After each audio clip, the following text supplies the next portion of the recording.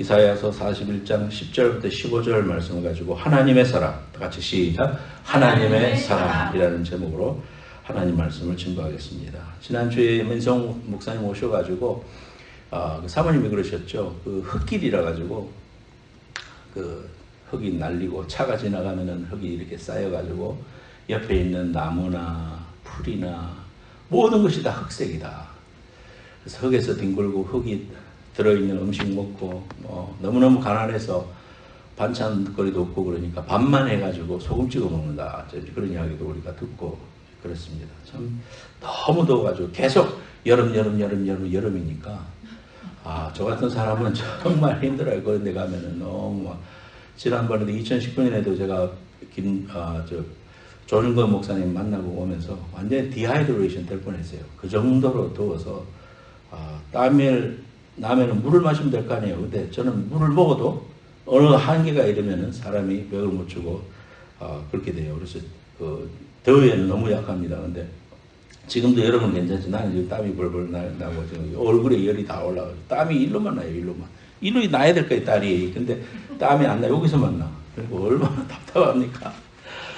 참 그런데 그곳에서 사시면서 사역을 하시고 정말 어려운 사람들 찾아가서 예수 복음 C2C로 이렇게 그림 그려서 설명해 주시고 이런 이제 이야기들을 들으면서 좀 많은 감동이 됐어요. 그러면서 그런 생각 해봤습니다. 지금으로부터 약 160년 전에 한국 땅에 오셔가지고 서양인들이 한 번도 가보지 않은 그런 한국 땅 너무너무 불편하고 그 당시에 여기서 전기 쓰고 뭐 레스토랑에서 밥 먹고 이럴 시대 아니에요. 근데 한국은 전기도 없지, 물 길러 먹지, 사람들은 다 지금 우리가 이렇게 제3세계의 사람들을 보는 것처럼 그런 너무너무 힘든 그런 상황 속에서 한복을 입고 갓을 쓰고 이러면서 그 사람들하고 같이 되고자 노력하고 했던 사람들. 그래서 이질에 걸리고 그리고 또 콜레라에 걸리기도 하고 또 병으로 전염병으로도 선교사님들이 많이 아프기도 했고 죽었습니다. 그래서 선교사님들이 죽고 난 다음에 그 선교사님들을 무덤이 있어요. 서울의 합정동에 가면은 거기에 선교사들 무덤이 있습니다. 그래서 제가 그런 이제 설교들을 많이 하고 그런 스토리들을 설교에 인용을 하면서 이분들 너무 고맙다. 그래서 우리가 이렇게 믿음이 알게 됐고 하나님의 자녀가 된 거 생각할 때에 정말 이 한국 땅을 찾아와서 조선 땅에 그 미약한 사람들을 위해서 사랑을 베풀고 함께 했던 그 선교사님들께 어떻게 하면 감사할 수 있을까 생각하다가 2019년에 제가 나갔을 때 일부러 갔습니다. 그래서 합정역에 내려가지고 그곳에 가서 무덤들을 돌아보면서 내가 또 설계에 멘션했던 여러 사람들의 무덤 앞에 직접 가서 묵상 기도도 하고 고맙습니다. 당신들의 희생과 사랑을 기억하겠습니다. 진짜 혼자 말로 그렇게 사랑을 전하고 왔던 생각이 납니다. 정말 우상숭배하고 불교 문화권 속에서 하나님을 알지 못했던 우리 민족을 위해서 찾아와서 때로는 자신의 전 생애를 통해서 또는 언더우드 패밀리 같은 경우는 지금까지 수많은 사람들이 대를 이어가지고 한국을 위해서 그렇게 살아가는 모습들을 볼 때에 참 귀하다. 그런 선교사님들의 희생과 순교와 또 그 노력이 아니었다면 우리가 어떻게 하나님을 알 수 있었을까?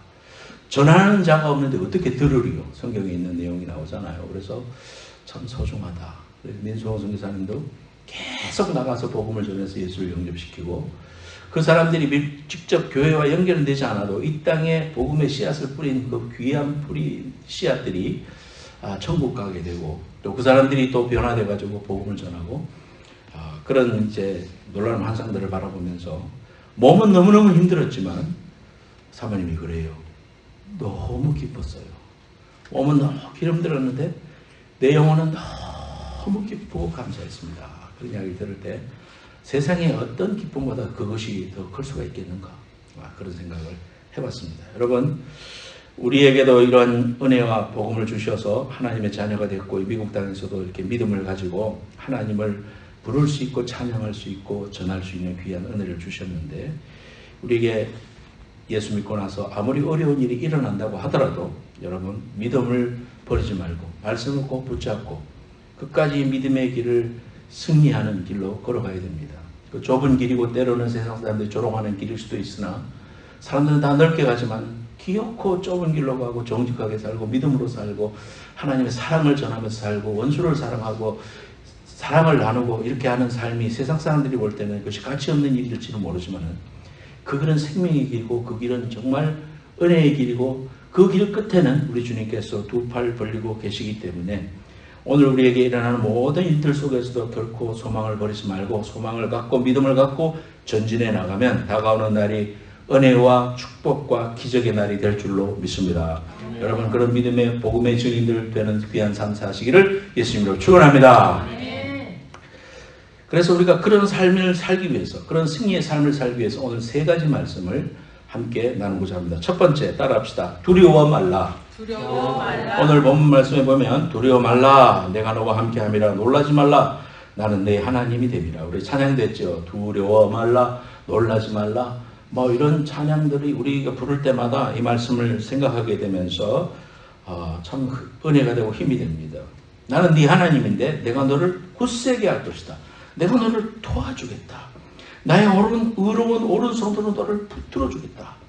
이 말씀을 여러분 묵상하고 붙잡고 외우고 또 그 말씀을 상상하고 또 묵상하면서 이렇게 생각해 보면요 얼마나 우리에게 힘이 되고 능력이 되는 말씀인지 몰라요. 여러분의 어려운 상황 속에서도 두려워하지 말고 하나님을 의지하고 믿음의 길을 걸어가야 되겠다. 이런 생각을 이 말씀을 들으면서 생각하게 됩니다. 한국 가면은 우리가 한 번씩 종합검진을 하고 오게 됩니다. 왜냐하면 여기서는 종합검진하기도 힘들고 50이 넘지 않으면 우리가 정기적으로 대장 내시경, 위 내시경을 할 수가 없기 때문에 미국에서는 결국은 나중에 증상이 와서 가면 이미 늦었어요. 그러니까 참 이 의료보험체가 너무 작은데 한국은 그래도 2년마다 한 번씩 전 지역 의료보험이기 때문에 그거를 무조건 할 수 있도록 그렇게 해주잖아요. 그래서 검사를 하는데 우리가 여기서 하려고 해도 여기서 가서 검사하고 저기 가서 검사하고 하루 만에 되지 않는데 한국은 그냥 종합체계로 하루 만에 가서 아침에 가서 모든 것을 하고 1시쯤, 12시 되면 다 끝나는 그러면서 그 다음날 의사하고 만나서 검진 결과를 받게 되니까 참 우리가 그 돈도 저렴하고 말이죠. 그래서 시간이 되면 꼭 하고 오는데 언젠가 제가 가서 종합검진을 했는데 대장 내시경을 했는데 그 다음날 소개해줬던 그 교수님이 이봉규 교수라고요. 그분이 전화가 왔어요. 목사님 시간 됩니까? 벌써 그 사람이 전화가 와서 목소리가 낮게 말하면은 좀 걱정되는 거 아닙니까? 내일 다시 좀 올 수 있습니까? 오셔서 한번 대장 내시경 검사를 한 번만 더 해봤으면 좋겠습니다. 왜 그러니까 예, 좀 조직이 이렇게 좀 안 좋아 보이는 게 있는데 한 번 더 했으면 좋겠습니다. 그래가지고요 다시 또 그까지 가갖고 지금 김천에서 기차를 타고 또 기차를 타고 버스를 타고 택시를 타고 그렇게 해가지고 가서 검사를 했습니다. 이번에는 그 의사가 직접 내려와가지고 그 이봉기 교수님이 심장 전문인데 미국에서 오신 자기가 소개해서 왔는 목사님이니까 옆에서 직접 이제 보면서 나도 뭐 이 마취를 안 해가지고 나도 이 화면을 보면서 같이 이제 하는데 전문의가 이거는 모양이 안 좋긴 해도 이것은 암이 아닙니다. 걱정 안 하셔도 됩니다. 하면서 그냥 이렇게 제거해서 조직 검사를 해서 이상이 없는 걸로 그랬습니다. 그러나 그 전화를 받고 그 의사의 말을 들을 때까지요 두려움과 또 여러분 생각에 꼬리를 물고 막 그러면은 일어나지도 않은 일을 상상하잖아. 이렇게 하면 어떻게 될까? 그러면 내 아내는 어떻게 되고 내 애들은 어떻게 하고 뭐 어쩌고 저쩌고 온갖 생각이 들면서요 막 걱정 안 해야 될 걸 걱정하게 돼요. 인간이 그렇습니다. 이 두려움이라는 것은 우리에게 하나님이 주신 그 하나의 본성이기도 하지만 그러나 지나친 두려움은 이거는 마귀가 준 겁니다. 왜냐하면은 이 선악과를 따먹기 전에는 하나님을 두려워하지 않았어요.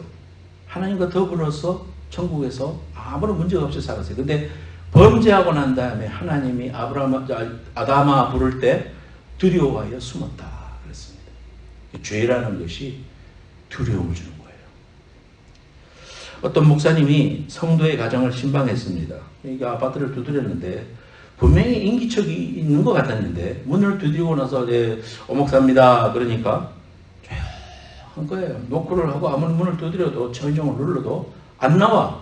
분명히 사람이 있는 걸 내가 느낌을 가졌는데 왜 안 열리지? 그래서 좀 서운한 마음도 들고 문도 안 열어주니까 종이 쪽지에다가 요한계시록 3장 20절 말씀을 썼어요.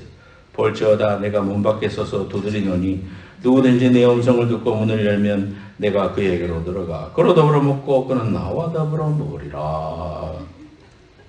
그 다음날 주일날 그 성도들이 교회에 나와가지고 목사님한테 미안하기도 하고 그래가지고 목사님 뵙기는 민망하고 그래서 쪽지를 써서 목사님 오피스 앞에다 붙여놓고 포스트잇으로 붙여놓고 갔대요. 거기에는 이렇게 했다면 창세기 3장 10절 내가 동산에서 하나님의 소리를 듣고 내가 벗었으므로 두려워하여 숨었나이다. 창세기 3장 10절이 그 말씀이잖아요. 동산에서 하나님의 소리를 듣고 내가 벗었으므로 두려워하여 숨었나이다. 그러니까 이제 통일교에서는 이런 걸 갖다가 성직이 범죄를 했다. 그러니까 벗었으므로 하체를 가렸다. 그렇게 이제 이야기를 하는데 그것이 아니고 자신의 하나님과 아무런 거리낌이 없는 그런 관계였는데 범죄하고 나니까 비밀이 생기고 악한 마귀가 들어와서 마음을 갈라놓으면서 두려움이 생겨서 그렇게 숨었다 그랬습니다. 염려와 걱정과 근심, 두려움이 우리를 절망으로 이끌어갑니다. 모든 병의 근원이 뭡니까? 마음의 병부터 시작한다. 의사들은 그러잖아요. 원인을 잘 모르면 스트레스인데요. 그렇게 이야기하기가 쉽죠. 스트레스라는 것이 두려움을 통해서 우리 마음 가운데 찾아오는 것입니다. 어떤 자매, 제가 잘 알고 있는 자매도요, 우리 교회에 나오지 않는 자매인데 운전을 하다가 사고가 났어. 그러니까 그 사고 이후로부터는 운전을 못해요. 왜냐하면 운전대를 잡으면 남이 와서 들이받을 것 같고 차를 평행선으로 가도 와서 들이받는 그런 생각이 들어서 그 운전을 못하고 운전대를 못 잡는 그런 자매를 봤습니다. 이 두려움은 어떻게 하면 우리가 이길 수 있을까요? 오늘 성경 말씀에 두려워하지 말라고 그랬잖아요. 두려워한다는 것은 너무지 걱정하고 거기에 대해서 막 생각에 꼬리를 물고 하는 것은 하나님 뜻이 아니다는 거예요. 그래서 이 두려움은 내어 쫓아야 됩니다. 자, 따라하세요. 두려움은 내어 쫓아야 된다. 두려움은 내어 쫓아야 마귀가 준 것이기 때문에 쫓아버려야 된다. 이거예요. 첫째로는 우리가 회개해야 돼요. 선악과 따먹은 것 때문에 하나님 앞에 이실직고 하면 돼. 하나님 이렇고 이래서 내가 잘못했습니다. 용서해 주십시오. 하나님이 다 허락했는데요. 그거는 하지 말라 그러는데 제가 눈이 밝아진다 그래가지고 잠시 미쳤습니다. 하나님 용서해 주세요. 그렇게 하면 하나님이 괜찮다. 뭐 내가 용서해 줄게. 이렇게 이제 이해해 주시고 용서해 주시는 하나님이잖아요. 하나님 용서가 없으면 저 여러분들이 오늘 일을 어떻게 앉아있어 여기? 다 못 앉아있어. 하늘에서 불이 내려와. 그래서 다 벼락을 맞아도 10번 죽고도 남아. 여러분들이 지은 죄야 내 지은 죄를 생각하면. 일주일 동안 여러분 삶을 이렇게 돌아보면 야 내가 여기 앉아있어도 하나님의 은혜 때문에 앉아있구나 이런 생각이 들잖아요. 죄를 자백하고 용서를 구하면 요한일서 1장 9절에 우리 죄를 자백하면 저는 미쁘시고 오르사 우리 죄를 사하시고 우리의 모든 불의에서 깨끗게 해주신다고 했습니다. 그래서 이런 죄로 말미암은 그런 두려움들은 자백하면 됩니다. 두 번째로는 우리가 어떻게 하면 두려움을 이길 수 있느냐면 말씀으로 이길 수 있습니다. 말씀으로. 이 말씀의 삶은 우리가 너무 중요하기 때문에 여러분 설교를 들으면은 말씀에 대한 지금도 여러분이 말씀 듣는 거 아니에요. 말씀을 왜 전달합니까? 하나님이 제게 주시는 말씀을 여러분들한테 전달하는 거거든. 그러니까 이 말씀은 생명이에요. 먹는 거예요. 그래서 에너지가 없으면 죽는 거예요. 말씀은 에너지다 그랬습니다. 죽어가던 사람도 죽어가는 소도 뭐 낙지를 이렇게 먹이면은 뭐 일어선다 그런 말이 있잖아요. 그런 것처럼 우리의 영혼과 육신이 죽어갈 때 하나님의 말씀을 들으면 일어서고 용기를 가집니다. 그리고 예배를 통해 가지고 우리가 우리 주위에 있었던 이런 그 세상의 상처와 또 잘못 가지고 왔는 것들을 성령께서 우리를 깨끗이 씻기시고 회복시키셔서 우리가 예배를 끝나고 세상으로 또 나가는 거거든요. 그래서 말씀으로 이길 수 있습니다. 그래서 내 뜻을 의지하지 말고 하나님을 의지하고 말씀을 붙잡고 믿음으로 나아가면 우리에게 큰 축복이 임하게 됩니다. 여호수아서 1장 6절 9절에 강하고 담대하라. 내가 너는 내가 그들에게 조상에게 맹세하여 그들에게 주리라 한 땅을 이 백성에게 차지하게 하리라. 내가 네게 명령한 것이 아니냐. 강하고 담대하라. 두려워하지 말며 놀라지 말라. 네가 어디로 가든지 네 하나님 여호와가 너와 함께 하느니라 그랬습니다.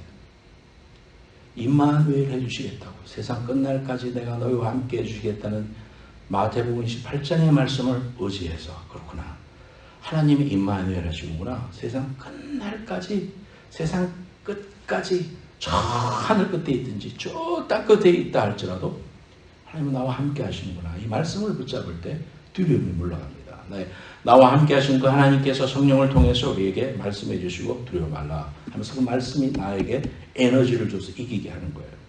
또 로마서 8장 28절 제가 가장 좋아하는 말씀입니다. 하나님을 사랑하는 자 곧 그 뜻대로 부르심을 입은 자들에게는 모든 것이 합력하여 썰립니다. 지금 역경 가운데 있고 코너 가운데 있고 정말 어려운 상황이 있지만 하나님이 이걸 사용하셔서도 하나님의 선을 이루실 것이다. 합력해서 더 좋은 것을 for the good, 더 좋은 것을 주시는 하나님이구나. 합력해서 선을 주시는 하나님이구나. 때로는 나의 실수까지도, 나의 넘어짐까지도 하나님 사용하셔서 하나님의 선을 이루시는 분이구나. 그런 거 생각하면 지금 어려움을 당해도 여러분 좌절하지 않을 수가 있는 거예요. 두려움이 물러가는 거예요. 또한 요한복음 3장 16절 너무 잘 아는 말씀 아닙니까? 하나님이 세상을 이처럼 사랑하사 독생자를 주셨으니 누구든지 예수 믿으면 멸망하지 않고 영생을 얻으리라. 요한복음 3장 16절 잘하죠? 네. 주일학교 잘 다니면 내가 여기에 이처럼 사랑한다는 말이 무슨 말씀이요? 예수님이 나 때문에 죽으셨다는 말이 아니에요. 그러니까 세상에 하나님이 천지 창조주신데 독생자를 나 때문에 죽이실 만큼 나를 사랑한다면 그 사랑이 나를 붙잡으면요 어떠한 것도 우리가 이길 수 있는 이런 말씀들을 통해서 여러분들이 마음이 흔들리고 두려움이 생기고 이럴 때마다 말씀을 자꾸 읽어요. 지금 내가 있는 이런 말씀들을 오늘 본문 말씀도 두려워 말라 놀라지 말라 내가 너와 함께 한 100번쯤 읽어봐. 그러면 믿음이 생기고 여기서부터 힘이 쭉 올라와. 이런 아주 강력한 성령 충만임이 우리에게 생깁니다. 말씀이 하나님이잖아요. 그러니까 그 말씀을 자꾸 읽으면 하나님의 영이 자꾸 통과되니까 내 속에 영의 영역이 생기는 거예요. 여러분 하나님 말씀으로 이기시길 축원합니다. 아멘. 말씀을 자꾸 가까이 하는 사람 아무도 못 건드려. 마귀도 못 건드려. 건드려도 일어나니까. 아멘. 세 번째로는 찬송과 기도로 이길 수 있어요. 이사야 43장 21절에 내 백성은 내가 지었나니 나의 찬송을 부르게 하리라. 하나님이 말씀하시기를 내 백성은 내가 지었는데 나를 찬송하려고 지었다. 그렇게 했습니다. 그래서 우리가 저 천국에 가서도 영원히 할렐루야 찬송하고 하나님의 은혜를 노래하는 그 귀한 은혜를 경험하는데요. 우리가 이렇게 찬양 시간에 찬양을 할 때 천국을 이미 경험하는 거예요. 찬송을 열정적으로 부를 때 하나님의 영이 충만해지고 이 말씀에도 힘이 있지만 찬송에도 권능이 있고 능력이 있다는 거. 제가 제 간증하면서 이야기했죠. 귀신 들린 사람들 찬송을 부르니까 만세반성 열린 곳에 내가 숨어 있으니 원수마귀 숨어 때리고 한 이만큼 부르면 자빠져. 그래서 경련을 일으켜요. 악한 마귀가 제일 싫어해요. 떠나가요. 그러면서 더러운 걸 내놔요. 히브리서 13장 18절에 그러므로 우리는 예수 그리스도로 말미암아 항상 찬송의 제사를 드리자. 이는 그 이름을 증언하는 입술의 열매니라. 마음이 힘들어서 도저히 찬송할 수 없는 그런 환경에서 결단해서 찬송을 부르면 제사가 된다 이거예요. 하나님 앞에. 그것이 하나의 제사가 돼서 하나님께 상달이 되는 그런 은혜를 경험한다. 여러분 성경에도 있잖아요. 찬송을 부르니까 옥문이 흔들리고 지진이 나가지고 문이 다 열리고 메어졌던 착고가 척척 풀려지고 말이죠. 간수가 이제 죽었구나 하고 자살하려 하니까 멈춰라! 주 예수를 믿으라. 그러면 너와 내 집이 구원을 받을 것이다. 이런 놀라운 역사와 기적이 있었지 않습니까? 찬송이 그런 일을 합니다. 다윗이 악기를 연주할 때 사울을 지배하던 악령이 물러갔습니다. 악기 연주도 성령에 충만해서 우리가 하나님을 연주하면 그 자체의 능력이 있어요. 그래서 악한 마귀가 결박당하는 그런 경험을 합니다. 여러분들 일주일 동안 살아왔어요. 저도 마찬가지입니다. 믿는 자들이 세상에서 사는 동안에 먼지가 마음에도 달라붙고 우리 성질도 달라붙고 영에도 달라붙어요. 그래서 주일날 교회 오는데 여러분의 몸과 마음이 더러워져 있습니다. 그래서 예배를 드리는 동안에 찬송을 부르고 말씀을 듣고 하면 그것이 떨어지는 거예요. 떨어지고 깨끗이 씻어지고 새로운 흰 옷을 입게 되고 그래서 결단 기도하고 하나님 앞에 찬송 부르며 돌아갈 때 우리 또 새롭게 리뉴가 되는 것들을 경험하는 것입니다. 단 쌓는 신앙. 집에서 가정 예배 드리실 때도 그 가정 예배를 드리는 귀한 시간을 하나님께서 보신단 말이에요. 그리고 그 시간에 주님 하나님 앞에 예배 드립니다. 이 자리에 오셔서 좌정하여 주시고 우리 예배를 받아주시고 축복해 주옵소서. 그러면 실제로 하나님이 그렇게 임재하시는 거예요, 여러분. 이게 말로만 하는 게 아니고 실제로 임재하시는 거예요, 하나님이. 그래서 우리 예배를 받으시고 기뻐하시고 또 축복해 주시고 안수해 주시고 우리 눈에 안 보이지만 우리 손에 안수해 주시고 머리에 축복해 주시는 거예요. 우리에게 묻어있는 마음의 생채기들 다 떨어주시고 치유하시고 새롭게 해주시고 리뉴하시고 포맷해 주시는 거예요. 그래서 찬송 중에 악한 영들은 떠나가고 두려움이 벗겨지고 떠나간다.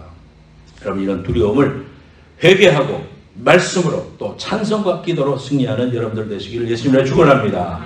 두려움은 절대로 나와 함께 잠시 1분이라도 잊지 못하게 딱 이렇게 이겨버려요. 두 번째로는 연약한 자를 들어 강한 자를 부끄럽게 하십니다. 이사야서 41장 14절에 버러지 같은 너 야곱아 너희 이스라엘 사람들아 두려워하지 말라 나 여호와가 말하노니 내가 너를 도울 것이라 내 구속자는 이스라엘의 거룩한 이인이라 그랬습니다.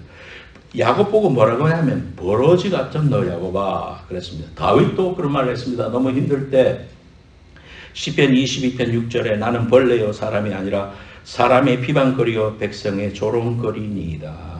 여러분 벌레가 그 땅을 파면 지렁이도 나오잖아요. 우리 속담에는 지렁이를 밟으면 꿈틀한다는 말이 있지만은 그건 그냥 하는 말이고요. 실제로 지렁이 할 수 있는 일이 아무것도 없습니다. 벌레 같은 존재다. 우리가 그런 것들을 우리가 느낍니다.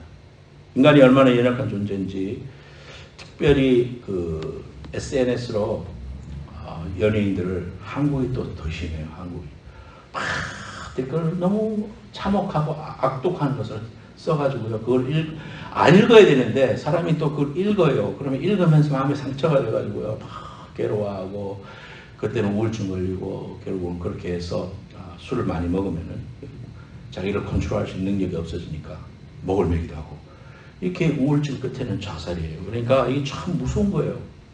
우리가 그렇게 연약한 존재예요. 제가 여기에서 아무리 자존감이 높다고 해도요. 10분 동안만 아마 안 좋은 이야기를 하면은요. 정말로 땅바닥에 자빠라질 거예요. 사람이 그렇게 연약한 존재예요. 그래서 우리가 버러지와 같은 존재구나. 이런 것을 절대적으로 깨달을 때 하나님 앞에서 우리가 다시 솟아날 수 있는 그런 은혜를 경험하게 됩니다. 그래서 마귀는 나를 속이는 자구나. 마귀는 나를 죽이려고 하는 자구나. 파멸하려는 자구나. 가정을 깨려는 자구나. 관계를 파괴시키려는 자구나. 이게 마귀가 하는 짓들입니다. 그런데 성령은 나를 세우려고 하시고 연결시키려고 하시고 화평케 하시고 관계를 다시 회복시키려고 하시는 그런 역사가 화평의 역사, 성령의 역사입니다. 우리 신앙생활 할 때 누구든지 나를 따라오려면 자기를 부인하고 십자가 지고 나를 쫓아야 되느니라 그랬잖아요. 나를 부인하는 것부터 신앙생활을 시작하는 거예요. 예수 믿는 순간 이제 어린아이로 태어나는데 그 순간부터 성령님 의지해서 그 다음부터는 나를 부인하는 거예요. 나는 아무것도 아닌 존재구나. 정말 하나님 없이는 쓰러지는구나. 이렇게 하나님 앞에서 내 자신이 지렁이와 같은 영적인 상태와 육적인 상태와 하나님 없이는 나는 넘어지고 간다. 이런 걸 철저히 깨닫고 하나님 앞에 그렇게 고백하라 이 말이에요. 그래서 한없이 교만했던 사울, 나중에 바울이 되지만은 이 사람도요 가말리엘 그 가문 출신이고요. 산헤드린의 공회원의 청년 지도자였어요. 산헤드린이라 하면은 로마가 유대를 점령하는데 직접 지배하지 않고 자기들끼리 70인의 그런 국회의원 같은 사람 뽑아가지고 그 사람들끼리 법치하고 또 재판도 하고 이렇게 할 수 있도록 위임을 했어요. 그런 사내 내리인의 지금으로 말하자면 국회의원 정도 되는 그런 위원이었는데 청년 위원장이었다 이 말이에요. 그러니까 얼마나 권세가 있었던 사람입니까? 가문도 히브리인 중에 히브리인이고 뭐 가문으로 따져도 바울을 따라올 사람이 없어요. 사울이. 그런데도 자기가 하나님을 잘 믿는 줄 알고 예수 믿는 것들을 잡아다가 잡아넣어서 감옥에 넣는 것이 하나님을 위한 일인 줄 알고 막 열심으로 했어요. 그러니까 사울이 막 그 일을 하고 사람들 잡으러 호랑이처럼 잡으러 다녔어요. 그런데 다마스커스로 가는 그 길 중에 하나님이 부르셨어요. 사울아 사울아 네가 나를 왜 비박하느냐. 그 음성을 듣고 강한 빛을 볼 때 말에서 꼬꾸라졌습니다. 그러면서 눈이 멀어가지고 그 일을 통해서 하나님의 음성을 듣고 하나님의 자녀가 되고 예수 그리스도가 누구인 줄 알게 되고 거듭나가지고 그 사람은 나중에 나는 죄인 중에 죄수다 그랬습니다. 괴수 중에 괴수다. 하나님이 하셨다. 성경을 잘 읽어보세요 여러분. 사도 바울의 영성이 얼마나 뛰어난지. 그분은 다 하나님이 하셨다. 우리 주님이 영광을 받으시고 나는 아무것도 아닙니다. 그러면서 늘 고백했던 사람이에요. 우리가 어떻게 살아야 되겠어요? 사도 바울만큼만 살면 엄청 잘 사는 거예요, 여러분. 우리가 하나님 앞에서 나는 정말 하나님이 없이는 아무것도 아닌 존재입니다. 그리고 무슨 일을 했어도 주님이 하셨죠. 주님이 하셨습니다. 나는 아무것도 아닙니다. 괜히 뭐 교회에서 열심히 일했는데 뭐 칭찬 안 해주면 섭섭해하고 시험 들고 그럴 거 없어. 하나님 바라보고 하는 사람들은 시험 들 일이 없어요. 왜? 감사해서 하는 일이니까. 나는 아무것도 아닌데 하나님이 나를 사용해 주시고 나를 써주시니 감지덕지다. 정말 난 자격이 없는데 써주시니까 너무 감사하고 두렵다. 이런 마음으로 주의 사역을 하는 거예요. 여러분 살아가면서 어떤 경우에도 잘 들으세요. 어떤 경우에도 상처를 주는 사람이 되지 말자. 어떤 경우에도 주님의 몸된 교회를 상처 주는 사람이 되지 말자. 어떤 경우라도 이웃을 사랑하고 교회를 섬겨야 되겠다. 이런 믿음의 고백을 통해서 하나님의 축복받는 여러분들 되시기를 예수님 이름으로 축원합니다. 이번 husband wife끼리도 부부간에도 마찬가지예요. 상처를 주지 마세요. 그럴 권한이 없어요 여러분들한테. 왜 상대방한테 상처를 줄 수 있는 권한이 있다고 생각합니까? 교만하니까 그런 거예요. 내가 네보다 낫다고 생각하니까 자꾸 지적하는 거예요. 그럴 자격이 없어. 왜? 하나님 앞에 서면 나는 죄인이야. 괴수 중에 괴수고 신들매를 감당할 만큼도 안 되는 사람이에요. 배우자한테도 마찬가지예요. 다 좋은 점만 있고서 안 좋은 점도 있지. 하지만 하나님이 내게 맡겨주신 귀한 짝은 하나님이 정해주신 사람이니까 좋은 점 바라보고 잘 섬겨서 그분이 잘 될 수 있도록 내가 하나님께서 부름의 목적이 그거다. 내가 이득을 보려고 하는 게 아니라 하나님이 섬기라고 주셨다. 성도들끼리도 마찬가지예요. 그런 마음만 가지고 있으면 사람이 그 힘들지. 그렇지만 믿음의 마음을 자꾸 가져서 마음가짐을 새롭게 고쳐가지고 그런 마음이 들 때마다 고맙다. 내가 허물과 죄가 많은데도 저렇게 나를 아내라고 나를 남편이라고 자녀라고 여겨주시나 고맙다. 그런 고마운 마음으로 상처 주지 말고 하나님 앞에서 믿음으로 살아서 여러분의 가정 속에 연약한 자를 들어 강한 자를 부끄럽게 하시는 하나님의 은총을 입는 여러분들 되시기를 축원합니다. 세 번째 마지막으로 따라하세요. 타작기계가 되게 하심. 타작기계가 되게 하심. 예, 타작기계는 이제 곡식을 이렇게 요즘은 콤바인으로 다 하지만 이렇게 잘라져 가지고 타작이 되게 하는 그런 기계를 말합니다. 타작하는 거. 저는 조원에서 자랐으니까 딱 머리 떠오르는데 서울에서 산 사람 같은 사람은 그게 뭐지? 이렇게 할 수도 있어요. 타작기계를 주는데 날카로운 이가 있는 타작기계로 삼아서 산들을 쳐서 부스러기로 만들 것이고 작은 산들을 기어같이 만들 것이다. 오늘 말씀에 보면 니들을 해방했던 그런 사람들 나중에 너희들 못 찾을 거다. 다 없어지고 만다. 그렇게 말합니다. 여러분 이 땅을 바라보면 아사비가 했던 그런 수많은 일, 왜 악인이 잘 됩니까? 어떻게 저런 사람들은 넘어져도 복을 받습니까? 우리는 그게 안 됩니까? 하나님 너무 불공합니다. 이렇게 이야기할 수 있는데요. 그렇지 않습니다. 오늘 말씀에도 보면 너희들이 못 찾는다. 그런 사람들. 너희들을 해방했던 그런 사람들 아무리 찾아도 없다. 12절에 네가 찾아도 너와 싸우던 자들을 만나지 못할 것이고 너를 치는 자들은 아무것도 아닌 것 같고 험한 것이 될 것이다. 내가 너를 두려워하지 말아라. 내가 너를 붙잡아 줄게. 승리는 너희 것이야. 이렇게 결론으로 우리에게 말씀해 주셨잖아요. 우리가 깨어지고 낮아지면 주님이 우리를 높이신다 그랬습니다. 나는 버러지와 같은 사람입니다. 하나님 앞에 주님 은총이 필요합니다 하면은요 하나님 우리를 높이시는 거예요. 예수님께서 낮아지시다가 십자가에까지 죽으실 만큼 낮아지셨잖아요. 하나님이 하늘 영광을 버리시고 죽기까지 복종하셨더니 하나님이 그분을 높이셔서 부활하게 하시고 하나님의 귀한 위치로 다시 회복시키시면서 인류를 구원하는 구세주로서의 귀한 사명을 감당하게 하시잖아요. 저희 여러분들이 낮아지면 하나님이 책임지시는 거예요. 우리가 낮아지면 사람들도 좀 알아야 되는 거 아닙니까? 내가 열심히 일하는 것도 보스도 좀 알아야 되는 거 아닙니까?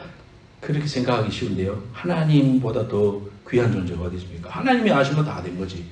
그래서 하나님을 의지하고요. 어떤 문제가 와도 내가 새 타작기계가 되었으니까 다 이 산들을 깎아버리고 앞에 있는 이런 그 장애물들을 하나님께서 다 깎아버리시고 갈아버리실 것이다. 그래서 우리는 담대해야 된다. 하나님의 약속이다. 이거 붙잡아야 된다. 그래서 믿음으로 전진해 나가고 거룩한 꿈을 꾸시고 좋은 일이 일어나시는 여러분의 남은 삶 되시기를 예수님으로 축원합니다. 찬송 부르겠습니다.